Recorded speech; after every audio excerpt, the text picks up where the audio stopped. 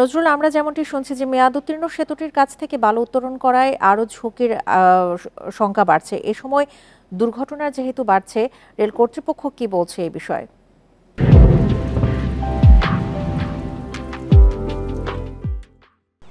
দেখুন, আমরা কিন্তু বরাবরের মতো কিন্তু এই রেল সেতু নিয়ে কিন্তু অনেক রিপোর্ট করেছি। আপনি নিশ্চয়ই জানেন যে এই রেল সেতুটি কিন্তু 1934 খ্রিস্টাব্দে কিন্তু এটি নির্মাণ করা হয়। এরপর থেকে কিন্তু আর কোনোভাবেই কিন্তু অর্থাৎ মেরামত করা হয়নি।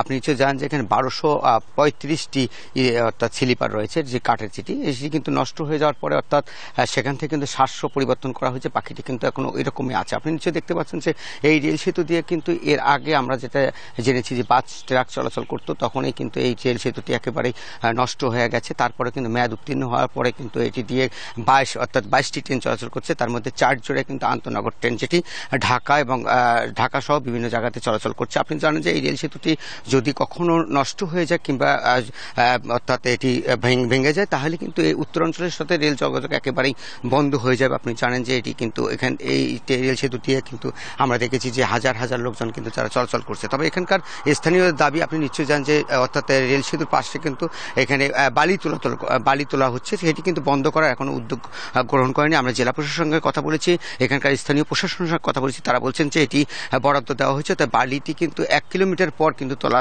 যেতে পারে, কিন্তু সেটি কিন্তু আমরা দেখেছি যে 200 গজ দূরে কিন্তু বালি তোলা করছে। এখন কিন্তু বন্ধ রয়েছে, অর্থাৎ পানি হওয়ার কারণে। আপনি নিশ্চয়ই দেখছেন যে দূরে একটা টাওয়ার দেখা যাচ্ছে, সেখানে কিন্তু বালি তোলার যে যন্ত্রপাতি সেটি কিন্তু রয়েছে। এখন পর্যন্ত আমরা দেখেছি যে এই বালি তোলা বন্ধ করার কোনো উদ্যোগ গ্রহণ করা হয়নি, অর্থাৎ রেল সেতু যে মেরামত করবে সেটিও কিন্তু এখন পর্যন্ত আমরা দেখিনি, চোখে পড়েনি যেটা মেরামত করা হচ্ছে। এটি দিয়ে কিন্তু সকাল থেকে রাত পর্যন্ত দিনরাত 24 ঘন্টায় কিন্তু রেল চলাচল করছে, যেটি সাথে ঝুঁকি নিয়ে। আমরা অনেক যাত্রীর সঙ্গে কথা বলেছি, তারা যেমনটি বলেছেন যে তারা অর্থাৎ ঝুঁকি নিয়ে এই রেলের উপর দিয়ে চলাচল করছে। সেক্ষেত্রে তাদের যে এই যে ঝুঁকিটি, এটি আসলে কমবার যে চেষ্টা, অর্থাৎ আপনার রেল কর্তৃপক্ষের সঙ্গে কথা বলেছি, কয়েকদিন আগেও কিন্তু কথা বলেছি, এখানকার যিনি ডিডি রয়েছে তার সঙ্গে কথা বলেছি, তিনি বলেছেন যে বরাদ্দ আসলে এই নির্মাণ কাজ শুরু করা হবে, কিন্তু এখন পর্যন্ত কিন্তু বরাদ্দ আসবে কিনা এটি আসলে অনিশ্চিত হয়ে পড়েছে। আপনি নিশ্চয়ই দেখছেন যে এটি কিন্তু অনেক বড় বড় নাট বল্টু রয়েছে, সেটি কিন্তু খুলে গেছে, অনেক জায়গায় কিন্তু নাট বল্টু নেই।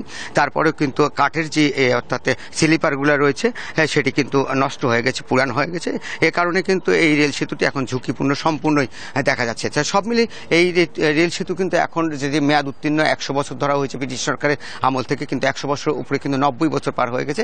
সেক্ষেত্রে কিন্তু এই রেল সেতু এখন ঝুঁকির মুখে পড়ছে এবং সাধারণ মানুষ কিন্তু ঝুঁকি নিয়েই রেলের ট্রেনে চলাচল করছেন। তিস্তা রেল সেতুর ঝুঁকিপূর্ণ অবস্থা নিয়ে জানাচ্ছিলেন আমাদের সহকর্মী নজরুল ইসলাম।